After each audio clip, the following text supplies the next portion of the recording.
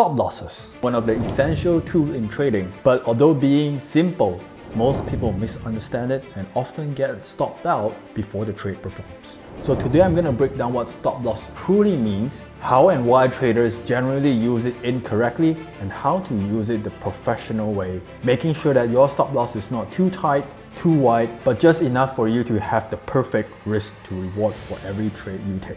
So let's dive right into it. Okay, so when we put stop loss in the market, what it generally means is when price reaches a certain level, our trade idea is wrong. What most traders do is they attach meaning to their stop loss. But for professional, stop loss is just an area that tells them when price reaches X, the trade becomes invalid. So for example, if we're looking at Aussie USD right here and we're thinking of selling this based on whatever reason that you have, your trade idea should be, if I'm selling this, I first need to have a very good reason of why things are going to turn around here. And the second thing is, at what point would my hypothesis be incorrect? Because the stop loss is just that. It's a hypothesis in the market that notifies you that your trade idea is wrong. So for example, let's say that we want to sell this and we put our stop loss at the highs right here. We're looking for a reversal. If price makes a new high, then we want to be out of the trade. So it doesn't matter if your stop loss is here, right? Because your hypothesis is we want to see market making lower lows and lower highs ASAP. If it continues to make higher highs like that, you don't even need to be in the trade anyway. So your stop loss don't even need to be that wide, okay? We want to get in and we want to see price start making lower lows and lower highs, okay? If it does start making lower lows and lower highs, then having a stop loss that wide, it's just not going to make sense because it's going to just reduce your risk to reward on what could be a better winning trade. Because why should you have your stop loss here if by the time price makes a new high here,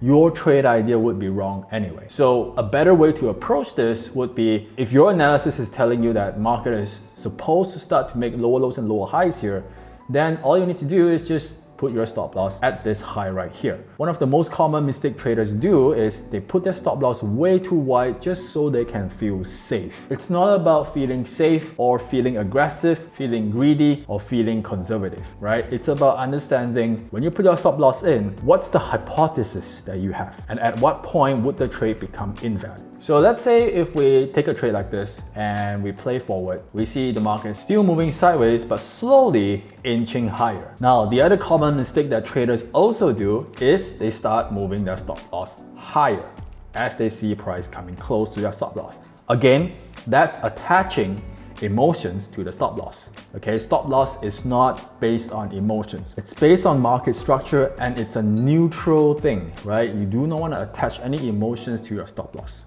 So if our stop loss was back at this spot right here, we will be in drawdown, and if you can see right here, it would be a complete stop down. Wait, so this is something most traders miss. If you're watching this, you're probably trying to fix your trading, but you don't actually know which part of your trading is broken. So I've put together a free worksheet called the 6-step trading hack. And within that worksheet contains the diagnostic that I use for my paying students to figure out what's wrong with their trading and help them get back on track ASAP. Click the link below, grab it, and use it right after watching this video. It'll make everything click that much faster. Alright, so let's keep going. So those are two things that I talked about, what traders generally struggle with when it comes to stop loss. The second problem is I see a lot of traders always moving their stop losses, right? That's a very, very bad habit to have. Do not want to do that. Now, here's how we at UF Trading generally use our stop loss. To understand stop loss, the first thing you need to understand is your entry, okay? Why should the trade turn around at a specific spot? Now, what we're looking at here is we are in an uptrend and everyone is looking for the buys, okay? And when we have the next pullback coming in here, you see every time price reaches this SNR, we see a bounce back towards the upper side. That's indicating that people are buying, right? We see that happening over and over again at this spot right here, here, here, and here. People are buying at this SNR zone right around here. Now, I want you to pay attention to what's happening here, to all those buyers. If we continue moving forward, we see price crashing back down like that. When that happens, it's not just a turnaround of higher highs to higher lows. It's not just a turnaround from an uptrend structure to a downtrend structure. There's a strong logic behind what's about to happen, okay? Whenever people see clear uptrend like this, and whenever people see clear support and resistance like this entire area here, that's gonna get a lot of traders to look for the buys, as we were saying earlier. Imagine that you are one of those buyers and you're buying at these spots right here, trying to take price up to maybe the next level, and then you have your stop loss maybe at around areas like this. What happened to your trade when you see a strong red bar crashing back down like that, when you're hoping that the price would move further up from here? What just happened to your trade? You are immediately in drawdown, right? When you're in a drawdown and you're feeling all the emotions coming back to you, and if your goal is to minimize your loss, what's the easiest thing to do to minimize your losing trade? The easiest thing to do is, knowing that this trade is going to turn around, you want to get out at where you got in.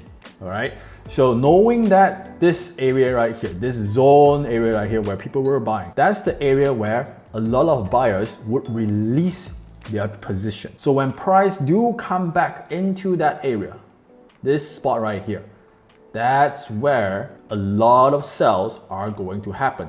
Because if enough buyers all do the same thing at this spot right here, if they all release their position, which means if they sell, this zone right here is gonna push price lower, because that same area invite traders who are on a higher time frame looking for a sell. All different types of selling position is going to pile in right at that spot. And everything I've talked about so far, okay, that's what I am expecting the market to do, right? So what I'm essentially saying is, price pulls back, a sell should happen from there, and the buys should not go any higher than this zone right here. This blue box I'm talking about, because that's where all the buyers were buying before, and if price do come back, a release needs to happen from there. So if we do take a sell position, our stop loss do not need to be at areas like this. There is simply no point, because if price goes all the way up here, our hypothesis is wrong anyway, because we are expecting price to drop down from here, right? So there's no need to have a wide stop loss like that. Or this is the third type of mistake a lot of traders do, is having a fixed number of stop loss. Sometimes traders would just tell me that I usually take trades with a 10 pip stop loss and a 20 pip target. That's not how you want to approach things, because each market is different, each structure is different, you know, every day the situation in the market is different, so you never ever have a fixed pip number of stop loss. Okay, that's not how you want to approach things. Always make sure that it follows the market structure and it follows a strong and logic hypothesis. Okay, so based on that, you want to have your stop loss just out of the way of this range right here. So this is the area that we're expecting price to turn around. Some of you guys out there might be thinking, if that's the case, why wouldn't you put your stop loss right there? We know the markets are highly manipulative, right? There will be times where the bigger players are gonna spike up and then spike back down. So it's still never a good idea to have a 5 pip stop loss, 10 pip stop loss. That's just a little bit too tight, okay? So what you wanna do is make sure that it's just out of the way of this series of lows right here. This lows here, here, here, here, here, here, and here. If you wanna be a little bit safer, you can go just a little bit higher. But there's absolutely no need for you to have a stop loss higher than that. Okay, so that's the hypothesis that we have here.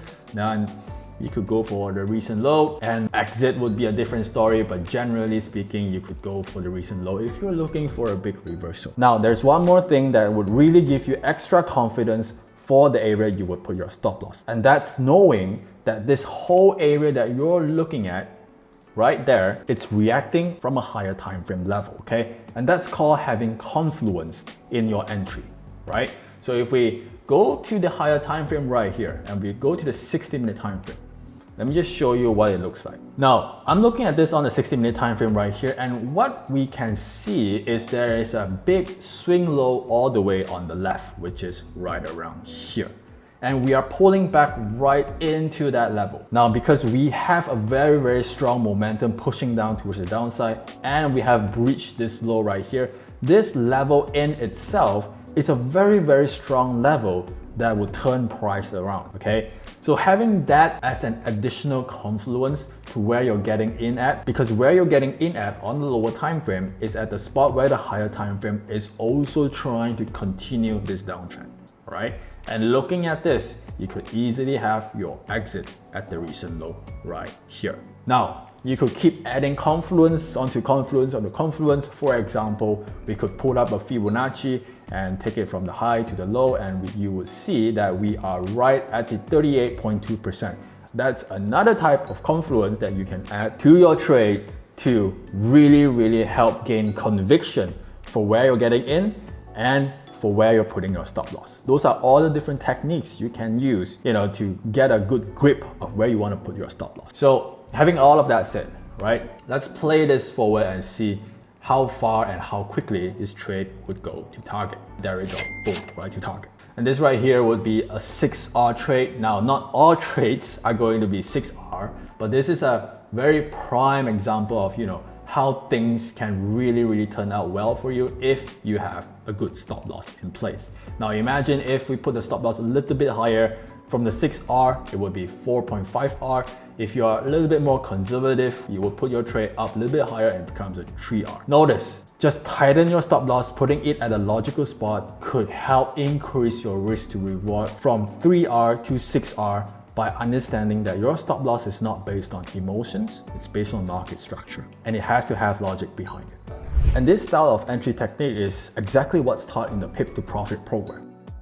It's a 2-week course, which means you do not need to take a lot of time to really master this strategy, but it's packed with a lot of important information which you can take to the market right away and start applying strategies like this and start taking control as a trader. So I hope you liked this video. If you did, make sure to hit the like button, subscribe if you haven't already, turn on the notification bell, and I'll see you on the next one. Bye for now.